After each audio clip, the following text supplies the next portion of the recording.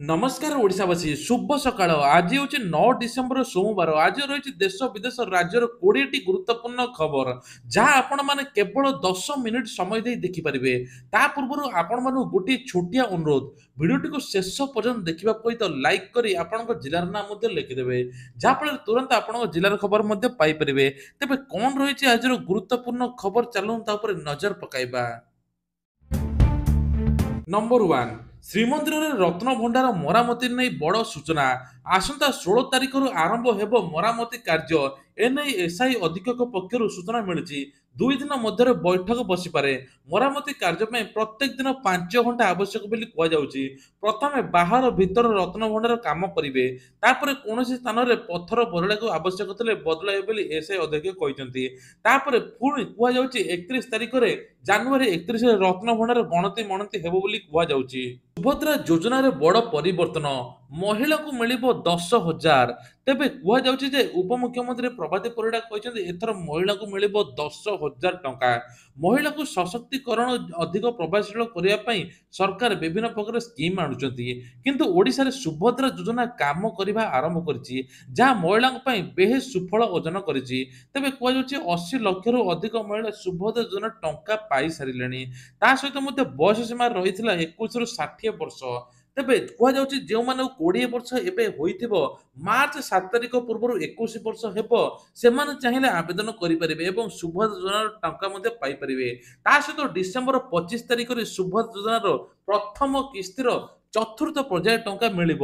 ଯେଉଁମାନଙ୍କୁ 25 ତାରିଖରେ ମିଳିବ ନାହିଁ ତାଙ୍କୁ ଏକା ସାଙ୍ଗରେ 10,000 ଟଙ୍କା ମିଳିବ ବୋଲି ଉପମୁଖ୍ୟମନ୍ତ୍ରୀ ପ୍ରଭାତୀ ପରିଡ଼ା ସୂଚନା ଦେଇଛନ୍ତି। ମାର୍ଚ୍ଚ 8 ତାରିଖରେ ମହିଳା ଦିବସ ଥିବାରୁ ଦ୍ୱିତୀୟ କିସ୍ତି ଟଙ୍କା ଆସିବ ସେ ନେଇକି ଉପମୁଖ୍ୟମନ୍ତ୍ରୀ ପ୍ରଭାତୀ ପରିଡ଼ା ମଧ୍ୟ ସୂଚନା ଦେଇଛନ୍ତି।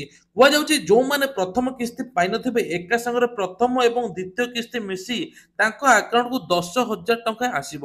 ତେବେ ତା ପୂର୍ବରୁ ଆପଣମାନେ ଯଦି ପ୍ରଥମ କିସ୍ତି ପାଇଯାଇଛନ୍ତି ନିଶ୍ଚିତ ଗୋଟିଏ ଲେଖାଏଁ କମେଣ୍ଟ ମଧ୍ୟ କରିଦିଅନ୍ତୁ। ଜାନୁଆରୀ 8 ରୁ ଜନତା ମଇଦାନରେ ଅନୁଷ୍ଠିତ ହେବ ଅଷ୍ଟାଦଶ ପ୍ରବାସୀ ଭାରତୀୟ ଦିବସ ଡିଜିପିଙ୍କ ଅଧ୍ୟକ୍ଷତାରେ ସମୀକ୍ଷା ବୈଠକ ଅନୁଷ୍ଠିତ।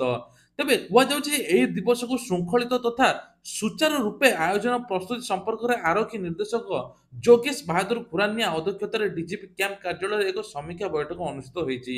ତେବେ କୁହାଯାଉଛି ଏହି ସମ୍ମିଳନୀରେ କେନ୍ଦ୍ର ସରକାରଙ୍କର ବରିଷ୍ଠ ନେତା ଅତିଥି ପ୍ରବାସୀ ଭାରତୀୟ ବୈଦେଶିକ ବ୍ୟାପାର ବିଭାଗ ଅଧିକାରୀମାନେ ଗୁରୁତ୍ୱପୂର୍ଣ୍ଣ ବ୍ୟକ୍ତି ବିଶେଷ ଯୋଗ ଦେବେ। ତା ସହିତ ମଧ୍ୟ କିଭଳି ଓଡ଼ିଶା ଉନ୍ନତି ହେବ କିଭଳି କଣ କଣ ଆଗକୁ ହେବ ସେ ନେଇ ମଧ୍ୟ କିଛି ଆଲୋଚନା ହେବ।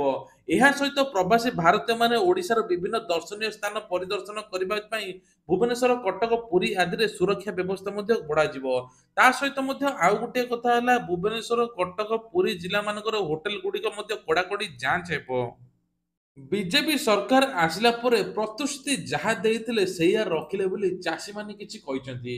ତେବେ ଚାଷୀଙ୍କ ଖାତାକୁ ଗଲା ଇନପୁଟ ସହାୟତା ବା ବୋନସ ଭାବରେ 800 ଟଙ୍କା ଚାଷୀମାନଙ୍କ ଖୁସି କହିଲେ ନ ସରେ। ଚାଷୀଙ୍କ ଖାତାକୁ ଗଲା ପରେ ଇନପୁଟ ସହାୟତା କେନ୍ଦ୍ର ସରକାରଙ୍କ ତରଫରୁ ମଧ୍ୟ 2300 ଟଙ୍କା ଏମଏସପି 800 ଟଙ୍କା ଇନପୁଟ ସହାୟତା ପ୍ରଦାନ କରାଯାଇଛି। ଏହି ଅବସରରେ ମୁଖ୍ୟମନ୍ତ୍ରୀ କହିଛନ୍ତି ଯଦି ଦଲାଲି କରିବ ତାହାକୁ ସିଧା ଜେଲରେ ପୁରାଯିବ। ସେହିପରି ପୂର୍ବ ନବୀନ ସରକାରଙ୍କୁ ମୁଖ୍ୟମନ୍ତ୍ରୀ ସିଧା ନିଶାନ କରି ବସିଛନ୍ତି। ପୂର୍ବ ସରକାର 100 ଟଙ୍କା ବୋନସ ଦେବାକୁ କହିନଥିଲେ କିନ୍ତୁ 800 ଟଙ୍କା ବିଜେପି ସରକାର ଦେଉଛି। ଏଥର ମୁଖ୍ୟମନ୍ତ୍ରୀ ଦେଖିବେ ବିଶ୍ୱ ପ୍ରସିଦ୍ଧ ବରଗଡ଼ର ଧନୁଯାତ୍ରା 2025ରେ ଦେଖିବେ ମୁଖ୍ୟମନ୍ତ୍ରୀ। ଏହି ଦୀର୍ଘ ବର୍ଷର ବ୍ୟବଧାନ ପରେ ବରଗଡ଼ରେ ଧନୁଯାତ୍ରା ହେବ ବୋଲି କୁହାଯାଉଛି। ତେବେ ବରଗଡ଼ ଜିଲ୍ଲା ସୋହେଲାଠାରେ ଇନପୁଟ ସହାୟତା ରାଶି ବଣ୍ଟନ ଶୁଭାରମ୍ଭ ସମୟରେ ଏହି ଘୋଷଣା କରିଛନ୍ତି। ମୁଖ୍ୟମନ୍ତ୍ରୀ ଘୋଷଣା ପରେ ବରଗଡ଼ ଧନୁଯାତ୍ରା କମିଟି ମହଲରେ ଖୁସିର ଲହରୀ ଦେଖାଯାଇଛି। କୁହାଯାଉଛି ଦୀର୍ଘ 23 ବର୍ଷର ବ୍ୟବଧାନ ପରେ ମୁଖ୍ୟମନ୍ତ୍ରୀ ଧନୁଯାତ୍ରାରେ ଯୋଗ ଦେବେ। ବରଗଡ଼ ଧନୁଯାତ୍ରାରେ ଶେଷ ଥର ପାଇଁ ମୁଖ୍ୟମନ୍ତ୍ରୀ ନବୀନ ପଟ୍ଟନାୟକ 2002ରେ ଯୋଗ ଦେଇଥିଲେ। ଏହା ପୂର୍ବରୁ 1993 ମସିହାରେ ମୁଖ୍ୟମନ୍ତ୍ରୀ ବିଜୁ ପଟ୍ଟନାୟକ ଯୋଗ ଦେଇଥିଲେ କିନ୍ତୁ ତା ପୂର୍ବରୁ 1970 ମସିହାରେ ରାଜେନ୍ଦ୍ର ନାରାୟଣ ସିଂହଦେଓ ଯୋଗ ଦେଇଥିଲେ। କିନ୍ତୁ ଏବେ ମୁଖ୍ୟମନ୍ତ୍ରୀ ମୋହନ ଚରଣ ମାଝୀ 2024ରେ ଯୋଗ ଦେବେ ଯାହାର ଖୁସିର ଲହରୀ ଖେଳିଯାଇଛି। ଦେଶରେ ଟୋଟାଲ 5 କୋଟି ରାସନ କାର୍ଡ ରବ୍ଦ ହୋଇଛି। ସରକାରଙ୍କ ତରଫରୁ ମଧ୍ୟ ବଡ଼ ଘୋଷଣା। ରାସନ କାର୍ଡରେ ଇକେୱାଇସି କରିବା ଦ୍ୱାରା ଅଯୋଗ୍ୟ ହିତାଧିକାରୀଙ୍କ ନାଁ କଟିଛି। ଏହା ଭିତରେ ଅଯୋଗ୍ୟ ଲକ୍ଷ ଲକ୍ଷ ଲୋକ ଓଡ଼ିଶାରେ ମଧ୍ୟ ଥିଲେ। ତେବେ ଅଯୋଗ୍ୟ ଲୋକମାନେ ଗରିବଙ୍କ ଚାଉଳ ଖାଉଥିଲେ ଆଉ ଏବେ ସରକାର ମଧ୍ୟ ଇ କେୱାଇସି କରିବା ଦ୍ୱାରା ନା ତାଙ୍କର ହଟିଛି। ତେବେ କିଛି ଲୋକ ବାହାରେ ଥାଇ ମଧ୍ୟ ଇ କେୱାଇସି କରିପାରିନଥିଲେ ଯାହାଫଳରେ ତାଙ୍କର ମଧ୍ୟ ଇ କେୱାଇସି ଯୋଗୁରୁ ଖାତା କଟିଯାଇଛି। ତୁରନ୍ତ ତାଙ୍କୁ ସରକାରଙ୍କ ତରଫରୁ ଯାଞ୍ଚ ହେବ, ଯଦି ଯୋଗ୍ୟ ଥିବେ ତାଙ୍କୁ ରାସନ କାର୍ଡ ପୁଣି ଫେରାଇବେ ସରକାର ବୋଲି କୁହାଯାଉଛି। ତେବେ 2023 ଏବଂ 2024 ଜାନୁଆରୀ ପର୍ଯ୍ୟନ୍ତ ଯେଉଁମାନେ ରାସନ କାର୍ଡ ନୂଆ ରାସନ କାର୍ଡ ଆବେଦନ କରିଥିଲେ ତାଙ୍କୁ ଏବେ ରାସନ କାର୍ଡ ବଣ୍ଟନ କରାଯାଉଛି। ଆଉ ଜାନୁଆରୀ ମାସରେ ମଧ୍ୟ ତାଙ୍କୁ ପୁଣି ଆଉଥରେ ରାସନ କାର୍ଡ ଦିଆଯିବ ବୋଲି କୁହାଯାଉଛି। ତେଣୁ ରାସନ କାର୍ଡରେ ଓଡ଼ିଶାରେ କେବଳ ଚାଉଳ ସହିତ ଗହମ ମିଳୁଛି। ବାହାର ରାଜ୍ୟମାନଙ୍କରେ ରାସନ କାର୍ଡରେ 9 ପ୍ରକାର ଜିନିଷ ମିଳୁଛି। ତେଲ, ଡାଲି, ଲୁଣଠୁ ଆରମ୍ଭ କରି ସବୁ କିଛି ମିଳୁଛି। ବିଧାନସଭାରେ ମଧ୍ୟ କଥା ଉଠିଥିଲା ଗରିବ ଖାଉଟି ଗରିବ ଲୋକମାନଙ୍କ ପାଇଁ ତେଲ, ଡାଲି, ଲୁଣ ମଧ୍ୟ କିଛି ଅନ୍ତର୍ଭୁକ୍ତ କରାଯାଉ। କାହିଁକି ନା ଯୋଉ ଭଳିଆ ରେଟ୍ ବଢିଲାଣି ତାହାକୁ ନେଇ ସରକାର ତଦାରଖ କରିବା ଦରକାର। ଆଉ ଏଭଳି କଲେ ଗରିବ ମାନେ ଉପକୃତ ହେବେ ବୋଲି ଇ ଶ୍ରମ କାର୍ଡ କୁ ବଡ ଖବର। ଯଦି ଆପଣଙ୍କର ଇ ଶ୍ରମ କାର୍ଡ ଅଛି ଆପଣଙ୍କୁ ଜାନୁଆରୀ ମାସରେ ମିଳିବ 5,000 ଟଙ୍କା। ଏ ନେଇକି ମଧ୍ୟ ବଡ ଘୋଷଣା। ଇ ଶ୍ରମ କାର୍ଡ ଯୋଉମାନଙ୍କର ଅଛି ତାଙ୍କର ରାସନ କାର୍ଡ ନାହିଁ ଯାଞ୍ଚ ହେଇକି ତାଙ୍କ ନୂଆ ରାସନ କାର୍ଡ ମଧ୍ୟ ମିଳିବ। ସରକାରଙ୍କ ତରଫରୁ ମଧ୍ୟ ବଡ ଘୋଷଣା। ତେବେ କୁହାଯାଉଛି ଯେଉଁମାନେ ଆବେଦନ କରିନାହାନ୍ତି ସେମାନେ କିଭଳି ଆବେଦନ କରିବେ, ଯେଉଁମାନେ ଆବେଦନ କରିସାରିଛନ୍ତି ସେମାନେ କିଭଳି ଲାଭ ପାଇପାରୁନାହାନ୍ତି, ତା ସହିତ ଖାଦ୍ୟ ସୁରକ୍ଷା ଯୋଜନା ମାଧ୍ୟମରେ ଓଡ଼ିଶା ସରକାର ଖାଦ୍ୟ ଯୋଗାଣ ବିଭାଗ ତରଫରୁ ଗରିବ ଲୋକଙ୍କୁ ମୁଣ୍ଡ ପିଛା 5 କିଲୋ ଚାଉଳ ଯୋଗାଇ ଦେଉଛନ୍ତି ସରକାର। ଆଉ ସରକାର ୟା ଉପରେ ବଡ ପଦକ୍ଷେପ ନେଉଛନ୍ତି। ଯୋଉମାନଙ୍କର ଇ ଶ୍ରମ କାର୍ଡରେ ପଞ୍ଜୀକରଣ ଅଛି ବା ପଞ୍ଜୀକରଣ କରିଛନ୍ତି ସେମାନଙ୍କୁ ତଦନ୍ତ କରାଯାଇ ତାଙ୍କୁ ରାସନ କାର୍ଡ ମିଳିବ ବୋଲି କୁହାଯାଉଛି। ଆଉ ଇ ଶ୍ରମ କାର୍ଡରେ ଯେତିକି ସବୁ ଯୋଜନା ଆସୁଛି, ଯେତିକି ସବୁ ଟଙ୍କା ଆସୁଛି ତାକୁ ବଢାଇ ମଧ୍ୟ ସରକାର କିଛି ଦେବେ ବୋଲି କୁହାଯାଉଛି। ତେଣୁ ସବୁଠାରୁ ବଡ ଖବର ହେଲା ଇ ଶ୍ରମ କାର୍ଡ ଆପଣ ଯଦି ଆବେଦନ କରୁନାହାନ୍ତି ତୁରନ୍ତ ଆବେଦନ ମଧ୍ୟ କରିଦିଅନ୍ତୁ। ମାଗଣାରେ ଖାଦ୍ୟ ଯୋଗାଇବ ଭାରତୀୟ ରେଳ, ମିଳିବ ଏହି ସବୁ ସୁବିଧା। ଅନେକ ସମୟରେ ଟ୍ରେନରେ ଯାତ୍ରା କରିବା ସମୟରେ ଟ୍ରେନ ବିଳମ୍ବ ହୋଇଥାଏ। ଅନେକ ଯାତ୍ରୀ ବହୁତ ଦୂରରୁ ଟ୍ରେନ ଯାତ୍ରା କରିଥାନ୍ତି। କିନ୍ତୁ ଭାରତୀୟ ରେଳ ଯାତ୍ରା ଏକ ଅସୁବିଧା ମଧ୍ୟ ଥାଏ। ମରାମତି ବା ଅନ୍ୟ କୌଣସି କାରଣ ଯୋଗୁଁ ଅନେକ ଥର ଟ୍ରେନ ଗୁଡ଼ିକ ଘଣ୍ଟା ଘଣ୍ଟା ବିଳମ୍ବରେ ଚାଲେ, ଯେଉଁଥିପାଇଁ ଯାତ୍ରୀମାନେ ବିଭିନ୍ନ ସମସ୍ୟାର ସାମ୍ନା କରିବାକୁ ପଡେ। ଆଉ ଠିକ୍ ସେହି ସମୟରେ ଠିକଣା ସ୍ଥଳରେ ମଧ୍ୟ ପହଞ୍ଚି ପାରନ୍ତି ନାହିଁ। ଖାଦ୍ୟ ପାନୀୟ ଅସୁବିଧା ହୋଇଥାଏ। ତେଣୁ ଏ ନେଇକି ରେଳବାଇ ପକ୍ଷରୁ ବଡ଼ ଘୋଷଣା ମଧ୍ୟ କରାଯାଇଛି। ଏଣିକି ଟ୍ରେନ ବିଳମ୍ବ ଥିଲେ ରେଳବାଇ ପକ୍ଷରୁ ଯାତ୍ରୀଙ୍କୁ ମାଗଣା ଖାଦ୍ୟ ଦିଆଯିବ ବୋଲି କୁହାଯାଉଛି। ଡିଜିଟାଲ ପେମେଣ୍ଟରେ ଭାରତ ହେଉଛି 1 ନମ୍ବର। ଆପଣମାନେ ଶୁଣିଲେ ମଧ୍ୟ ଆଶ୍ଚର୍ଯ୍ୟ ହେଇଯିବେ। ତେବେ କୁହାଯାଉଛି ଡିଜିଟାଲ ପେମେଣ୍ଟ ସବୁଠାରୁ ଅଧିକ ୟୁଜର୍ସ ଅଛନ୍ତି ଭାରତରେ। ଡିଜିଟାଲ ଟ୍ରାଞ୍ଜାକ୍ସନ ମୁତାବକ ପନିପରିବାଠୁ ବଡ଼ ବଡ଼ ଜିନିଷ ବା ଛୋଟ ଜିନିଷ ହଉ ସବୁକିଛି ଟ୍ରାଞ୍ଜାକ୍ସନ ହେଉଛି ୟୁପିଆଇ ମାଧ୍ୟମରେ। ଯାହାଫଳରେ ଏଟିଏମ ସଂଖ୍ୟା ମଧ୍ୟ କମିଗଲାଣି। ତେବେ କୁହାଯାଉଛି ଖୁଚୁରାଠୁ ଆରମ୍ଭ କରି 75% ଟ୍ରାଞ୍ଜାକ୍ସନ ହେଉଛି ୟୁପିଆଇରେ। ଗାଁଠୁ ଆରମ୍ଭ କରି ସହର ପର୍ଯ୍ୟନ୍ତ ପେମେଣ୍ଟ ଆକୃଷ୍ଟ କରୁଛନ୍ତି ଲୋକେ। ରିସର୍ଚ୍ଚ ଅନୁସାରେ କମ୍ ଇଣ୍ଟରନେଟ ଡିଜିଟାଲ ଟେକ୍ନୋଲୋଜି ୟୁପିଆଇକୁ ଅଧିକ ଲୋକପ୍ରିୟ କରୁଛନ୍ତି। ଏହା ବ୍ୟତୀତ ଟଙ୍କା ଟ୍ରାଞ୍ଜାକ୍ସନ ସହିତ ଅନ୍ୟ ବର୍ଗ ଲୋନ୍ ମଧ୍ୟ ଯୋଗାଉଛି ୟୁପିଆଇ। ଏନେକି ସରକାରଙ୍କ ତରଫରୁ ମଧ୍ୟ ୟୁପିଆଇରେ ଚାଷୀମାନଙ୍କୁ ଋଣ ଯୋଗାଇ ଦିଆଯାଉଛି। ଯାହାଫଳରେ 2 ଲକ୍ଷ ପର୍ଯ୍ୟନ୍ତ ଚାଷୀମାନେ ମଧ୍ୟ ଋଣ ପାଇପାରିବେ। ବ୍ୟାଙ୍କ ଭିତରେ ଚାଲିଛି ଆଖଡା, ଆପଣମାନେ ଶୁଣିଲେ ମଧ୍ୟ ଆଶ୍ଚର୍ଯ୍ୟ ହୋଇଯିବେ। ବ୍ୟାଙ୍କ ମ୍ୟାନେଜର ଏବଂ କର୍ମଚାରୀଙ୍କ ମାରପିଟ ଭିଡିଓ ସୋସିଆଲ ମିଡିଆରେ ଭାଇରାଲ ହେଉଛି। ଯାହାକୁ ଦେଖିଲା ପରେ ବ୍ୟାଙ୍କ ସତେ ଯେମିତି ପାଲଟି ଯାଇଛି ଆଖଡା ଘର। ରିପୋର୍ଟ ମୁତାବକ ଅହମ୍ମଦାବାଦ ଭସ୍ତରପୁର ସ୍ଥିତ ୟୁନିୟନ ବ୍ୟାଙ୍କରେ ଯମୁନା ରାଇଲ ନାମକ ଜଣେ ଫିକ୍ସ ଡିପୋଜିଟ କରିଥିଲେ। ଫିକ୍ସ ଆମାଉଣ୍ଟରୁ ଟ୍ୟାକ୍ସ ଡିଡକ୍ସନ କରାଯିବାକୁ ନେଇ ମ୍ୟାନେଜର ଏବଂ ତାଙ୍କ ମଧ୍ୟରେ ପ୍ରଥମେ ଯୁକ୍ତିତର୍କ ହୋଇଥିଲା। ଏହାପରେ ଦୁହିଁଙ୍କ ମଧ୍ୟରେ ହାତାହାତି ମଧ୍ୟ ଉପସ୍ଥିତ ଥିଲା।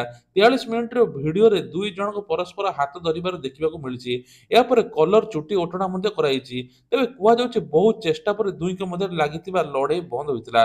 କୁହାଯାଉଛି ଯେ ଏମିତି ଘଟଣା ପ୍ରଥମ ଦେଖାଯାଇଛି ବ୍ୟାଙ୍କରେ। ଆଉ ବ୍ୟାଙ୍କ ବାଲା କିଛି ନ ଶୁଣିବାରୁ କଷ୍ଟମର ହଠାତ୍ ରାଗି ଯାଇଥିଲେ। ଯାହାଫଳରେ ପରବର୍ତ୍ତୀ ସମୟରେ କଷ୍ଟମର ଏବଂ ମ୍ୟାନେଜରଙ୍କ ମଧ୍ୟରେ ହସ୍ତାନ୍ତର ହୋଇଥିଲା। ମ୍ୟାନେଜର ତାଙ୍କୁ ଖରାପ ବ୍ୟବହାର କରିଥିଲେ, ଯାହାଫଳରେ କଷ୍ଟମର ରାଗି ଯାଇଥିଲେ ମଧ୍ୟ। ରାଜ୍ୟର ମିଲେଟ ରାଣୀକୁ ଡକ୍ଟରେଟ ସମ୍ମାନ, 300ରୁ ଅଧିକ କିସମର ମାଣ୍ଡିଆ ସଂଗ୍ରହ କରି ରେକର୍ଡ କରିଛନ୍ତି। ତେବେ କୁହାଯାଉଛି କୃଷି ଏବଂ ବୈଷୟିକ ବିଶ୍ୱବିଦ୍ୟାଳୟରେ 40ତମ ସମାବର୍ତ୍ତନ ଉତ୍ସବରେ ଏହି ଗୌରବ ସାଉଁଟିଛନ୍ତି ରାଇମତୀ। ରାୟମତୀକୁ ମିଳିଛି ଏଭଳି ଡକ୍ଟରେଟ୍ ଉପାଧି ଆଉ ସେ ମଧ୍ୟ ମାତ୍ର ଅଷ୍ଟମ ପାସ୍। ତେବେ କୁହାଯାଉଛି ମିଲେଟ୍ ରାଣୀ ତାଙ୍କୁ ମଧ୍ୟ କୁହାଯାଉଛି। ନିଜ ଘରେ 300ରୁ ଅଧିକ କିସମର ମାଣ୍ଡିଆ ବିହନ ସଂଗ୍ରହ କରିବା ସହିତ ଚାଷ ମଧ୍ୟ କରିଛନ୍ତି। 70ରୁ ଅଧିକ କିସମର ଦେଶୀ ଧାନ ବିହନ ମଧ୍ୟ ସଂଗ୍ରହ କରିଛନ୍ତି। 25 ଜଣ ମହିଳାଙ୍କୁ ମାଣ୍ଡିଆ ଚାଷରେ ପ୍ରଶିକ୍ଷଣ ମଧ୍ୟ ଦେଉଛନ୍ତି ରାୟମତୀ। ସେଥିପାଇଁ ସମସ୍ତେ ତାଙ୍କୁ ରାୟମତୀକୁ ମିଲେଟ୍ ରାଣୀ ବୋଲି କହୁଛନ୍ତି। ଆଜିଠାରୁ ଚାଷୀଙ୍କୁ ପୁଣି ଦିଲ୍ଲୀ ଚାଲ ଆନ୍ଦୋଳନ। ଦିଲ୍ଲୀକୁ ଆସିବାକୁ ପୋଲିସର ମଧ୍ୟ ବାରଣ। ଧସେଇ ପଶୁଥିବା ବେଳେ ପୋଲିସର ଲାଠି ମଧ୍ୟ ମାଡ଼। ଆଜିଠାରୁ ପୁଣି ଦିଲ୍ଲୀ ଚାଲ ଆରମ୍ଭ ହୋଇଛି, ଯାହା ଫଳରେ ଚାଷୀଙ୍କୁ ଅଟକାଇବା ପାଇଁ ସୀମାରେ କଡ଼ା ପୋଲିସ ଫୋର୍ସ ମୁତୟନ ହୋଇଛନ୍ତି। ରାସ୍ତାରେ କଣ୍ଟା ପୋତା ଯିବା ସହିତ ବଡ଼ ବଡ଼ କଂକ୍ରିଟର କାନ୍ଥ 3 ଲେୟର ବ୍ୟାରିକେଟିଂ ସବୁ ସୀମାକୁ ସିଲ୍ କରିଯାଇଛି। ତେବେ କୁହାଯାଉଛି ଯେ ପଦଯାତ୍ରା ଆରମ୍ଭ ହୋଇଥିଲା। ଚାଷୀମାନେ ଆସି ହରିୟାଣାରୁ ଆସିବା ପରେ ଦିଲ୍ଲୀରେ ପହଞ୍ଚିଥିଲେ। ଯାହାଫଳରେ 1 କିଲୋମିଟର ଦୂରରେ ରହିଥିବା ହରିୟାଣା ଡିଜିପି ପଞ୍ଜାବର ଡିଜିପି ସହିତ ଚିଠି ଲେଖି ଅନୁରୋଧ କରିଥିଲେ। ତା ସହିତ ମଧ୍ୟ ଚାଷୀମାନେ କୌଣସି ମାନିନଥିଲେ। ତାଙ୍କର ଦାବି ପୂରଣ ନହେଲେ ସେ ହଟିବେ ନାହିଁ ମଧ୍ୟ କୁହାଯାଇଛି। ସେମାନଙ୍କ ଉପରକୁ ଲୁହା ବୁହା ଏବଂ ଲୁହ ବୁହା ଗ୍ୟାସ୍ ମାଡ଼ ମଧ୍ୟ ହୋଇଛି। ଏକାଧିକ ଚାଷୀ ଆହତ ହୋଇଥିଲେ। ଆଉ ପରେ ଚାଷୀମାନେ ରବିବାର ପର୍ଯ୍ୟନ୍ତ ସେମାନଙ୍କ ଆନ୍ଦୋଳନ ସ୍ଥଗିତ ରଖିଥିଲେ। ଆଳୁକୁ ନେଇ ରାଜ୍ୟରେ ଏବେ ରାଜନୀତି ଉଠୁଛି ପଡୁଛି। ବିଧାନସଭାରେ ମୁଖ୍ୟ ପ୍ରସଙ୍ଗ ପାଲଟିଛି ଆଳୁ ସମସ୍ୟା। ସରକାର ଯଦି ମାତ୍ର 2 ମାସ ଭିତରେ ଆଳୁ ସମସ୍ୟା ହଟେଇ ପାରୁନାହାନ୍ତି, ତାହେଲେ ଆଗକୁ କଣ କରିବେ? ଏବେ ବିରୋଧୀ ଏବଂ ଶାସନ ଦଳ ମୁହାଁମୁହିଁ। ଏଭଳି ପରିସ୍ଥିତିରେ ଖାଉଟି କୃଷକଙ୍କ ପାଇଁ ସାମାନ୍ୟ ଆଶ୍ୱାସନା ଆଣିଛି ଉତ୍ତରପ୍ରଦେଶରେ ଆସୁଥିବା ଆଳୁ। ଗଞ୍ଜାମ ଜିଲ୍ଲା ଭଞ୍ଜନଗରରେ ଆଳୁ ଚାଷକୁ ପ୍ରୋତ୍ସାହିତ କରିବା ପାଇଁ ପଞ୍ଜାବ ଏବଂ ଉତ୍ତରପ୍ରଦେଶରୁ ଆସିଛି ଉନ୍ନତ ମାନର କୃପି ବା ପୋଖରାଜ ବିହନ। ଯାହାଫଳରେ ଓଡ଼ିଶାରେ ଆଳୁ ଚାଷ ହେବ ଏବଂ ଓଡ଼ିଶା ଆଉ କାହା କୋଉ ରାଜ୍ୟ ଉପରେ ନିର୍ଭର କରିବ ନାହିଁ। ତେବେ କୁହାଯାଉଛି ଓଡ଼ିଶାରେ 180 ହେକ୍ଟର ଜମିରେ ନୂଆ ପ୍ରଜାତିର ଆଳୁ ଚାଷ ହେବ। ଆଳୁ ଯଦି ଲାଭବାନ ହୁଏ, ତେବେ ଆଳୁ ରେଟ୍ କମିବା ସହିତ ଆଉ କୌଣସି ଦେଶ ଉପରେ କୌଣସି ରାଜ୍ୟ ଉପରେ ଆଳୁ ପାଇଁ ଓଡ଼ିଶା ଭରସା କରିବ ନାହିଁ। ଚଳିତ ଆର୍ଥିକ ବର୍ଷରେ ଏବେ ଆୟୁଷ୍ମାନ ଏବଂ ଗୋପବନ୍ଧୁ ସ୍ୱାସ୍ଥ୍ୟ କାର୍ଡ ମିଳିବ ବୋଲି କୁହାଯାଉଛି। ତେବେ ଏ ନେଇକି 300 କୋଟିରୁ ଅଧିକ ଟଙ୍କା ଖର୍ଚ୍ଚ କରୁଛନ୍ତି ସରକାର।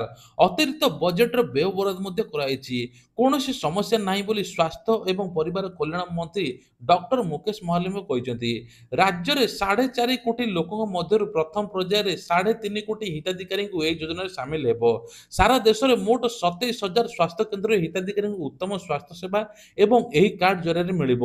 ଗୋଟିଏ କାର୍ଡରେ ଆୟୁଷ୍ମାନ ଭାରତ ଏବଂ ଆଉ ଗୋଟିଏ କାର୍ଡରେ ଗୋପବନ୍ଧୁ ଯୋଜନା କରାଯିବ। ଏହା ସମ୍ପୂର୍ଣ୍ଣ ଭାବେ କ୍ୟାଶଲେସ୍ ରହିବ। ଏହା ଦ୍ୱାରା ଗୁଣାତ୍ମକ ସ୍ୱାସ୍ଥ୍ୟ ସେବା ମିଳିବ ରାଜ୍ୟବାସୀଙ୍କୁ ବୋଲି କୁହାଯାଉଛି। ନୂଆ ବର୍ଷରେ ସବୁ କାର୍ ଦର ବଢିବ। କୁହାଯାଉଛି ଯେ ସୁଜୁକି ତରଫରୁ ବଡ଼ ଘୋଷଣା ହୋଇଛି 4% କାରର ଦାମ ବଢିବ। ଏନେଇକି ମଧ୍ୟ ବଡ଼ ଘୋଷଣା। ପିଏମ୍ କିଷାନକୁ ନେଇକି ବଡ଼ ଖବର। ଏଣିକି ପିଏମ୍ କିଷାନ ଟଙ୍କା ଫେବୃଆରୀ ମାସରେ ମିଳିବ ବୋଲି ସରକାରଙ୍କ ତରଫରୁ ମଧ୍ୟ ଘୋଷଣା କରାଯାଇଛି। ପୂର୍ବରୁ ଅକ୍ଟୋବର ମାସରେ ମିଳିଥିଲା, ଆଉ ଏବେ ମିଳିବ ଫେବୃଆରୀ ମାସରେ। ବିଜେପି ସରକାର ଆସିଲା ପରେ ପ୍ରଥମ ଥର ପାଇଁ ରତ୍ନ ଭଣ୍ଡାର ଖୋଲାଗଲା। ଆଉ ଏବେ 120 ବର୍ଷ ପରେ କୋଣାର୍କ ମନ୍ଦିରର ଗର୍ଭଗୃହ ଖୋଲାଯିବ। ଯାହାଫଳରେ ସମସ୍ତେ ଆଶ୍ଚର୍ଯ୍ୟ ମଧ୍ୟ ହେଉଛନ୍ତି। ପ୍ରକୃତରେ ଏ ନେଇକି ସରକାରଙ୍କ ତରଫରୁ ମଧ୍ୟ ବଡ଼ ଘୋଷଣା। ବଡ଼ ବଡ଼ ଟିମ୍ ଆସି ମଧ୍ୟ ଏ ଉପରେ ତଦନ୍ତ ମଧ୍ୟ କରୁଛନ୍ତି। ଆଡିଲେଡ୍ ଟେଷ୍ଟ ହାରିଲା ଭାରତ। 10ଟି ୱିକେଟରେ ଦ୍ୱିତୀୟ ଟେଷ୍ଟ ମ୍ୟାଚ୍ ଜିତିଲା ଅଷ୍ଟ୍ରେଲିଆ। 3 ଦିନରେ ସରିଗଲା ମ୍ୟାଚ୍। ପ୍ରଥମ ଇନିଂସରେ ଭାରତ 180 ରନ୍ କରିଥିବା ବେଳେ ଦ୍ୱିତୀୟ ଇନିଂସରେ ମଧ୍ୟ ଭଲ ସ୍କୋର କରିବାରେ ବିଫଳ ହୋଇଥିଲା। ତେବେ ଭାରତ ଆଜି ହାରିଛି। ପାନ୍ 2.0 ଏଣିକି ପାନ୍ କାର୍ଡରେ କ୍ୟୁଆର୍ କୋଡ୍ ଆସିବ।